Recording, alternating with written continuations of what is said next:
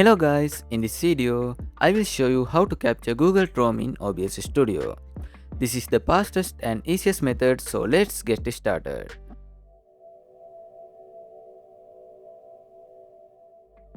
So first, open Google Chrome and then minimize it. Then open OBS Studio. After that, add the window capture source and rename it if you want. Then select your Chrome window. If you don't see Chrome in the list, click cancel. Then open Chrome in the background and go back to OBS Studio. After that, double click the window capture source and select the Chrome window again. Now it should appear and you can change the other settings if you want. If you are getting a black screen, open Google Chrome and go to settings. Then open the system and turn off use graphics acceleration when available. After that, relaunch Chrome.